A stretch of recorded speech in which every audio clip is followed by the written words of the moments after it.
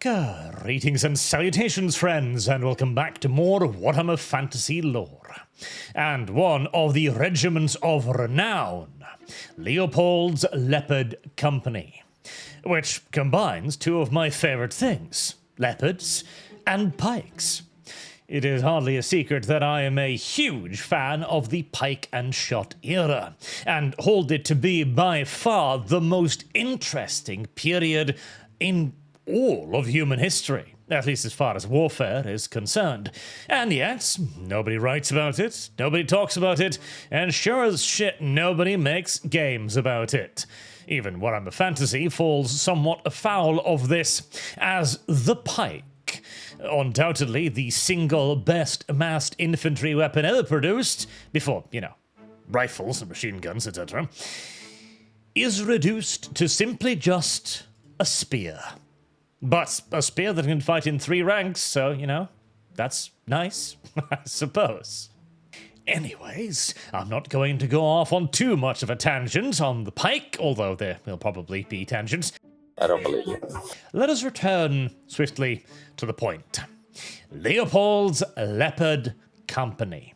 It is a mercenary regiment hailing from Tilea, like so many of their kind, and they fight with a near uniquely Tilean weapon, the pike, which is not at all a very common weapon in the old world. The Empire doesn't use it, Bretonnia doesn't use it, the lands off to the far east don't use it, the High Elves don't use it, the Dark Elves don't use it, the Lizardmen don't use it, Chaos don't use it, basically nobody uses pikes. Except, that is, for the Tileans, who have produced multiple regiments of renown that utilize this weapon. And it's not because it's some specialized mercenary weapon, or because it's one uniquely favored by their armies. It is in fact one favored by their militia, first and foremost, as the pike is a militia weapon in Tilea.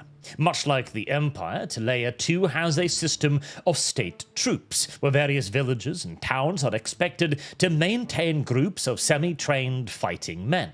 In Tilea, these groups favored the pike, presumably due to the local geography, or simply because Games Workshop wanted an Italian-inspired Renaissance faction in their fantasy setting, one or the other. Regardless, they use pikes.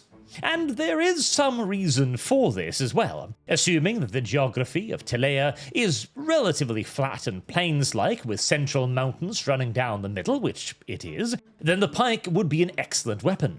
Furthermore, Tilea has a lot of conflict between the various city-states, and nothing clears a tight street quite like a massed block of pikes pushing through it. Furthermore, it also makes a degree of sense that the pike would not become anywhere near as popular in the Empire, for example, because the Empire is covered in 90% dense woodland. You don't really want to be moving a formation of tightly packed pikemen with their long weapons through forests.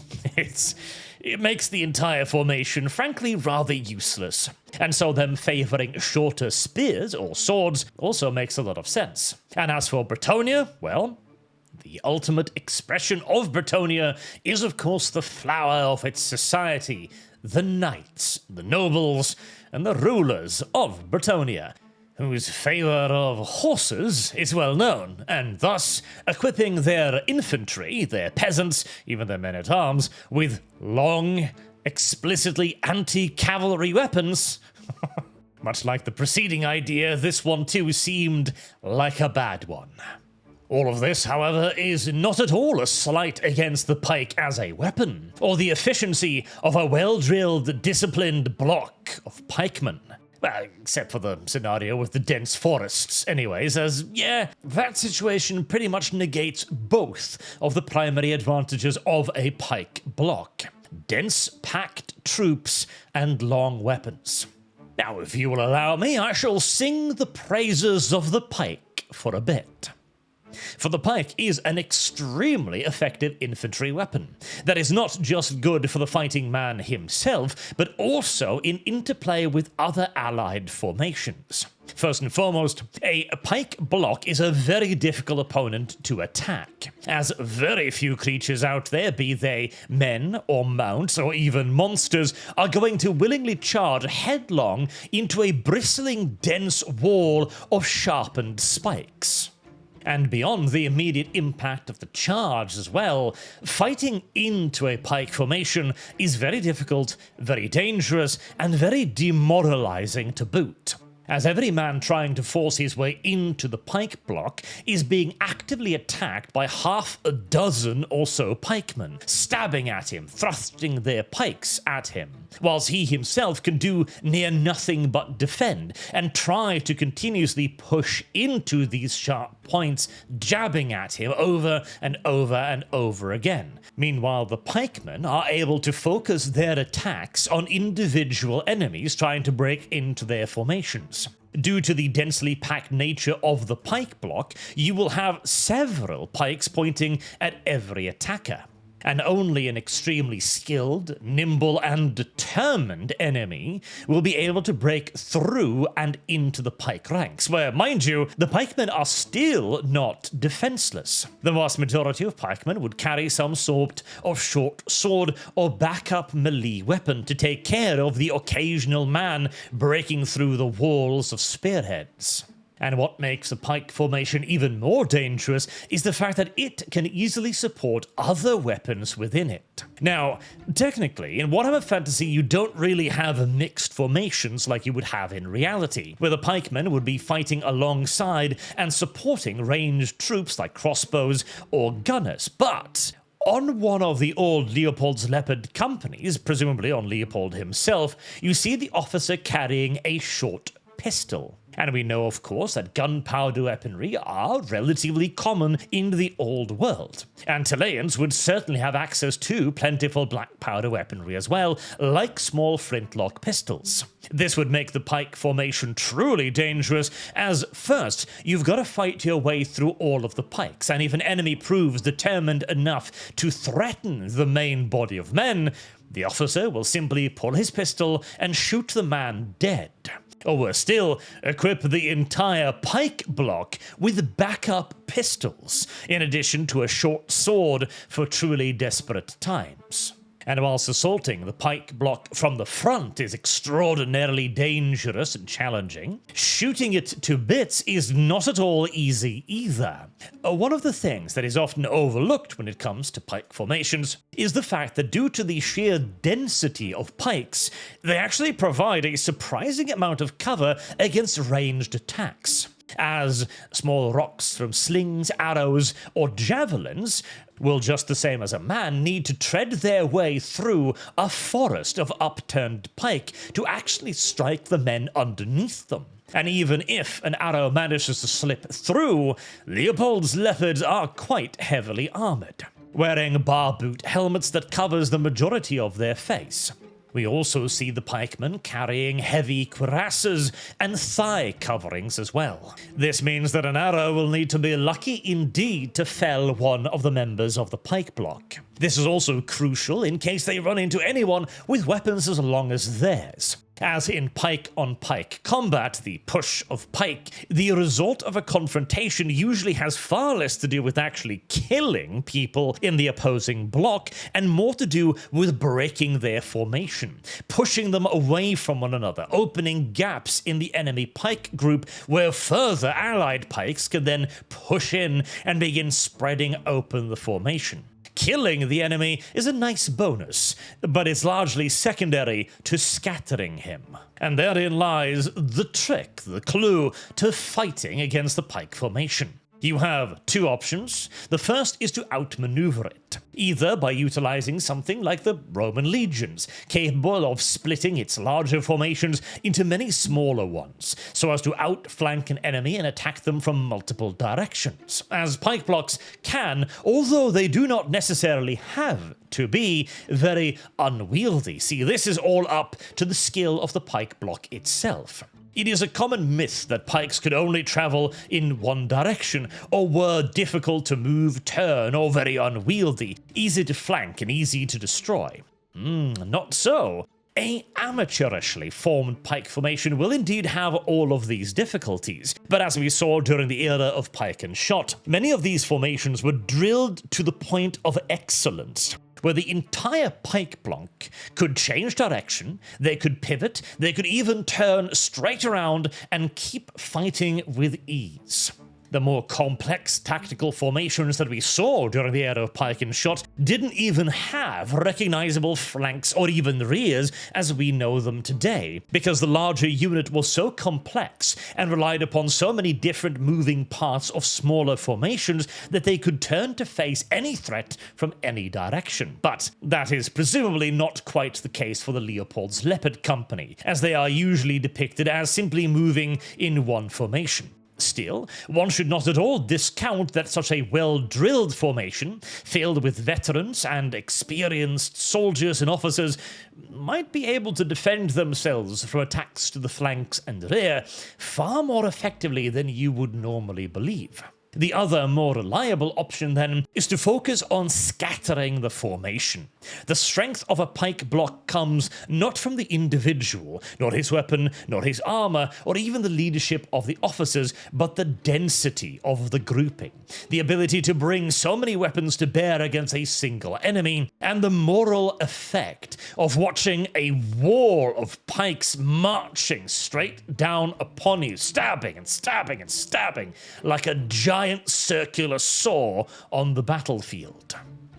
But marching in perfect ranks is actually really gosh darn difficult. It might not sound like it, I mean, you're just walking at the same pace, right? But we've actually done historical experiments on this, seeing how difficult it is to train a large number of men to walk at the exact same pace, to move at the exact same pace. Particularly over large distances, it is quite difficult. And to maintain that formation in the face of an enemy, as people might hesitate, they might dither, some may slow, others may speed up, some might fall to arrows or the weapons of the foe. And every break in the formation is a potentially lethal one, as the pike is worthless if the enemy gets within sword range. And once the enemy is that close, then pikemen will start to have to discharge their weapons, weakening the formation yet further. Losses or threats to the formation's flanks may also force members to move away, point their weapons in a different direction, spread out the formation. And obviously anything but perfectly flat ground is death to a pike block. Never mind forests, even just broken ground that forces men to pick their way across it at different paces can be enough to severely and lethally disorganize a pike formation. It is lethal, it is dangerous, it is extraordinarily effective both on the offense and defense, but only so long as it remains a block of pike. Having just looked at the recording software about 12 minutes ago, I promised to not go off on too much of a tangent about pikes, but I realize now I haven't actually told you anything about Leopold Leopard's company yet. And I toyed with the idea to simply go back and re-record all of this, but you know what?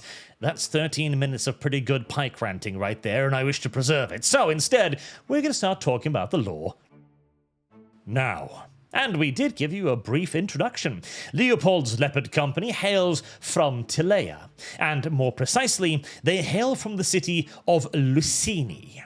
Lucini is one of the most pompous and self-absorbed of all of the little city-states of Tilea, which is saying something, as practically every single one of them believes itself to be the preeminent, the most important, the most civilized, the most proper of all the city-states, surrounded by barbarians everywhere.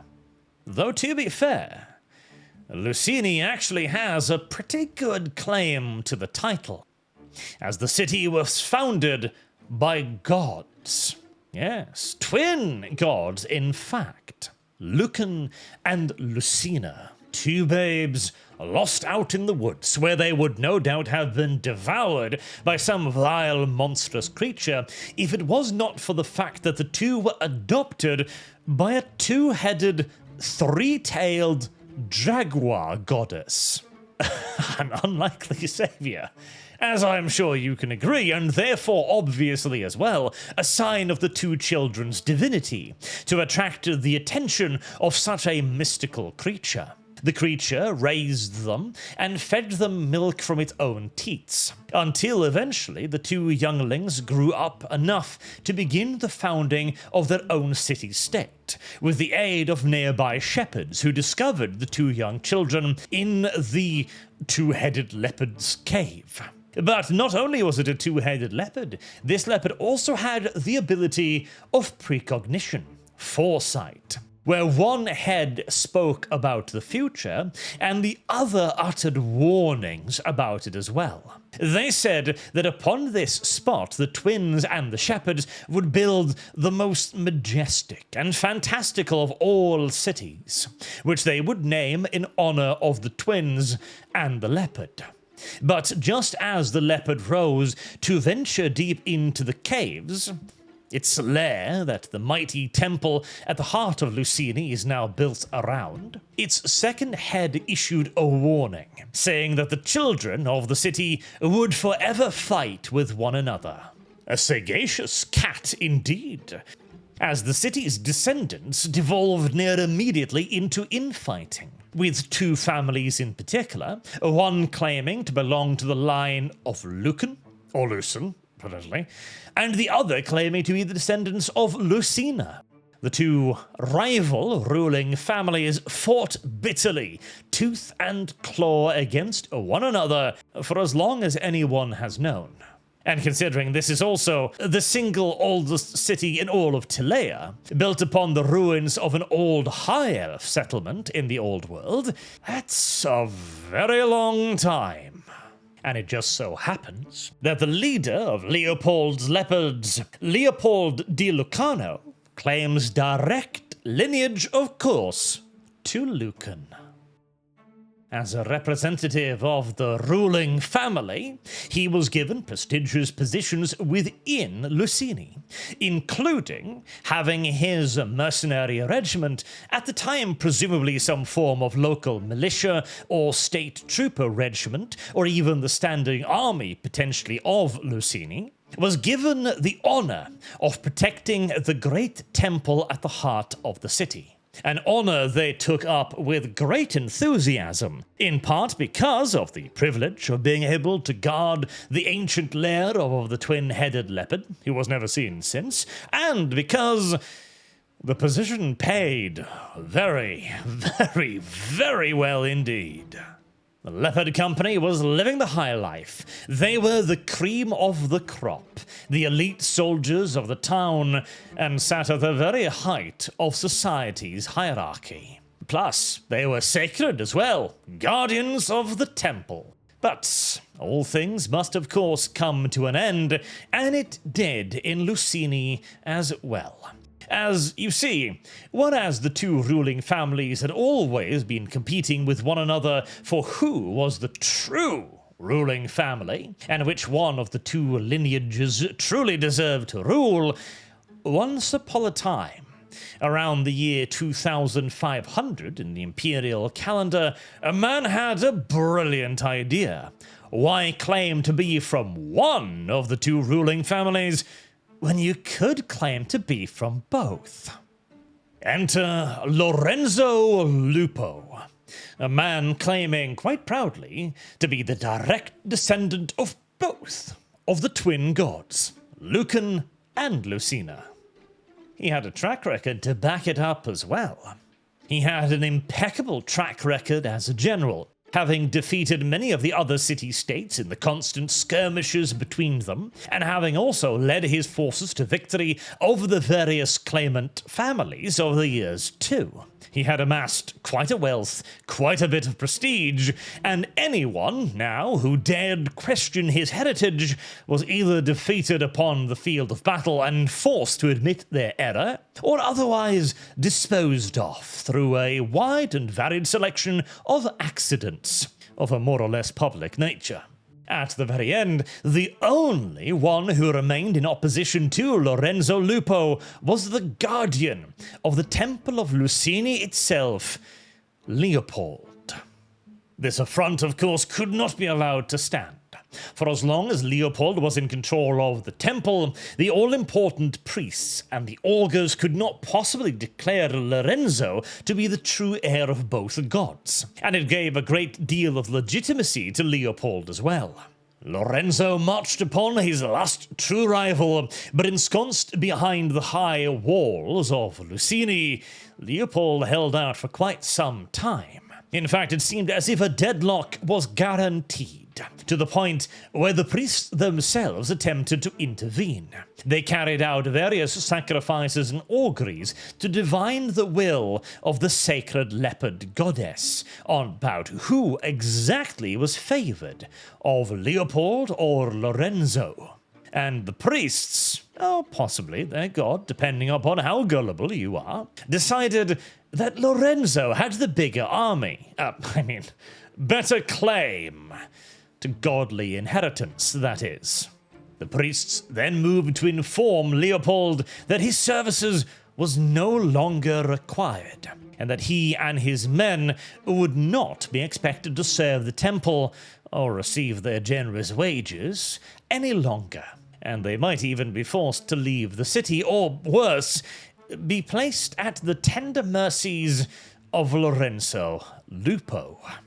This was not acceptable, of course, neither to Leopold nor his leopards, who, in a fit of rage for being so wronged and dismissed, even as they had been fighting to protect the city and the priests, they decided to take what was rightfully theirs. They broke into the temple and they confiscated their wages and some bonuses here and there as well, in the form of the temple's various riches, its golds, its treasures, its countless decorations, only to then continue to hold the city against Lorenzo's repeated and ever-mounting attacks. Now that he knew that the priests were on his side, all he had to do was break this last bit of opposition, and he would finally be the undisputed ruler of Lucini.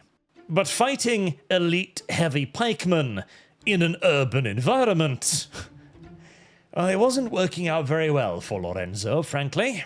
And Leopold and his leopards were set to hold the city damn near indefinitely, or at the very least up until the point where they started running out of food, which would take months and months of siege warfare, at which point Lorenzo's prize, the city, Lucini, its inhabitants, its history, well, there might not be all that much left of it once he finally was able to claim it.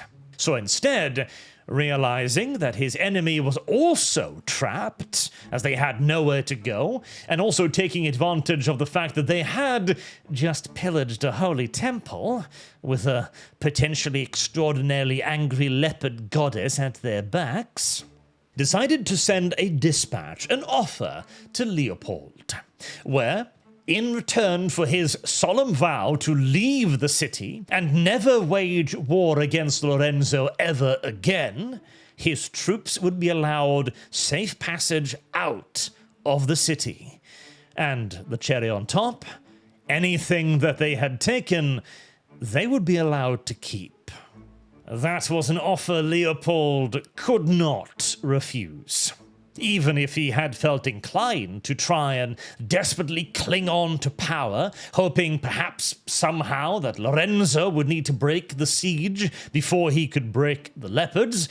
Leopold had at his back thousands of men with more wealth between their fingers than they had ever even imagined, and nowhere to spend it, facing near certain death at the hands of an implacable besieger. If Leopold didn't take the offer, odds were damn good that his loyal men would find somebody who would. Especially as many of the leopards had started claiming that they'd seen strange shadows on the walls of the temple, becoming acutely aware of the fact that they had just pillaged a god's home, and that they were currently still trapped in that god's home. The leopards wanted to leave, they took the offer, and they did so. But their curse was very much so real. Regardless of whether or not any real or spirit of any ghost kittens, two-headed or not, had decided to haunt them in the temple, the ethereal meow meows had most assuredly so decided to haunt them outside of the temple. As, in the next engagement, the leopards suffered a painful, stinging defeat. And into the next fight, and in the next fight, and in the next, and in the next. In every engagement where the leopards should have had a crushing advantage, their allies failed them. Their pikes broke. Their armor seemed more brittle. Somehow circumstance always conspired to fuck them in every available orifice, until the men were utterly convinced that this must be the curse of the twin-headed leopard. They had invaded its home, killed its priests, or the religion was brutalized the shit out of them, and stolen its treasures. They had to make recompense immediately, and before all of them died in the next fight. Therefore, Lorenzo's leopard company vowed and solemnly swore that all future earnings would be given to the temple as donations. Every last piece of surplus gold that they got from their countless contracts, from their bonuses, from their plunder, would be sent directly back to Lucini and to the temple to placate the vengeful kitty cat. And in the next battle, they won. A crushing victory even where they should not have. Suddenly, their fortunes had completely changed to the point where Leopold gained the nickname of the Lucky. Regardless, therefore, of any other circumstance, happenstance, mystical or otherwise, the leopards knew now that they were blessed, and they were going to make damn sure they remained blessed. And so, as promised, all surplus gold would be dispatched to the temple. But they had promised all surplus gold be dispatched to the temple. And the leopards made it very clear, ever since, that they meant what they said. Once they'd taken care of their own needs, the finest wines from across Tilea, the best food from the finest raw resources prepared by the best chefs that money could buy, after all of their wounded had been treated by half a dozen expert doctors, after all of their weapons had been replaced, after all of their armor had been patched and polished, after all of their supplies and luxuries had been paid for with a good solid margin, then whatever was left, assuming there was any left, would be dispatched to the temple. And apparently, that was more than good enough for the two-headed cat. Maybe it even looked upon their greed with a certain degree of pride. And the leopards, too, clearly take pride in their deity, which is why they wear the flayed skin of its kin, presumably to honor it. Which makes sense in a certain twisted sort of reality. And I mean, let's be fair, the twin-headed leopard who raised the twin gods, well, it was a leopard with 2 heads and 3 tails. And none of the leopard skins worn by Leopold or his bunch have 3 tails or 2 heads. So these are clearly the bastard, misshapen children of the god in the temple. And so long as it receives its offerings, it is all too content to smile down upon Leopold, who has also held up his other promise too. Despite having grown ever more successful, ever more renowned, and being given access to ever more lucrative contract, Leopold the Lucky has never turned around to point his pikes in the direction of Lorenzo Lupo ever again. And why should he? He already lives like a king. What need does he have of a city, with all of the headache and no doubt included in ruling it?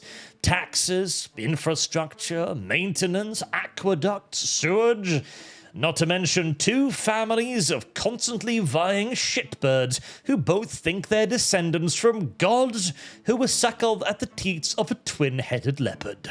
No. Better to be a rich mercenary than a miserable city lord. And that is the story of Leopold's Leopard Company. I hope you've enjoyed it and learned something new today, and until next time, I have been Arch. Thank you very much for listening, and I do hope to see you all again soon. Until then, have a good day.